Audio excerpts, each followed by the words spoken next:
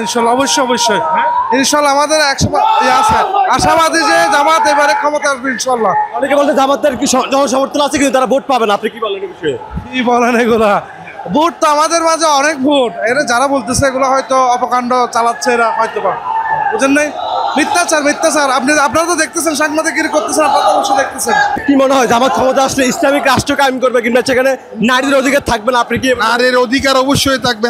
নারীর অধিকার আজকে থেকে না, নারীর অধিকার 1400 বছর আগে রাসূল সাল্লাল্লাহু আলাইহি ইসলাম দিয়ে গেছেন।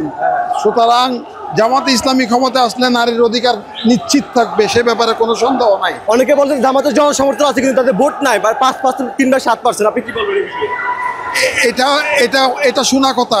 বর্তমান প্রেক্ষাপটে জামাত বাংলাদেশের 1 নম্বর দল এবং জামাতই বাংলাদেশের আগামী সংসদ নির্বাচনে জামাতই এগিয়ে থাকবেন ইনশাআল্লাহ।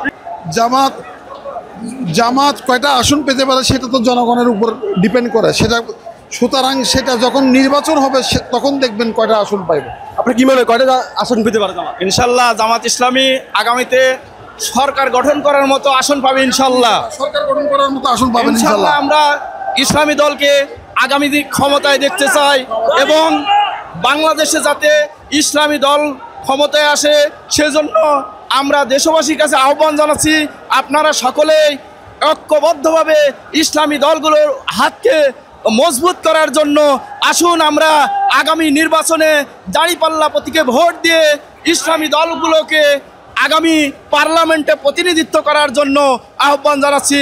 বাংলাদেশের আপামর জনসাধারণকে আমরা আহ্বান জানাচ্ছি, আপনারা এবারে নির্বাচনে দেখে শুনে পূর্বের মতো আর ভুল না করে এবারে যেন আমরা ইসলামী দলকে ক্ষমতায় নিয়ে আসতে পারি, সেই আহ্বান আমরা দেশবাসীর কাছে জানাচ্ছি।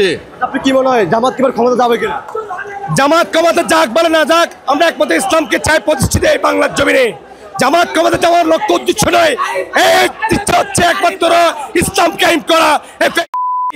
যারা অবশক্তি বাংলাদেশকে যেভাবে নিপীড়ন করে খেয়েছে, দুর্নীতি এদেরকে বন্ধ করতে হবে। আপনি কিভাবে আসন পাবে না? আপনি কি বলেন? জামাত 300 আসনের ইনশাল্লাহ 150 আসন পাবে ইনশাল্লাহ। আপনি দেখতে পাচ্ছেন এই মুহূর্তে এখানে আপনারা দেখতে পাচ্ছি নেতৃবৃন্দরা ট্রেন থেকে নেমেই কিন্তু আসলে তারা এই মুহূর্তে স্লোগান দিয়ে কিন্তু আসলে মেট্রো স্টেশন ছাড়ছেন। আমরা 150 আসন চাচ্ছি। কয়টা আসন পেতে পারে? আমরা ইনশাল্লাহ আমরা আগামীবার ইনশাল্লাহ সংসদে আমরা 300 আসন নিয়ে জয়লাভ করবো।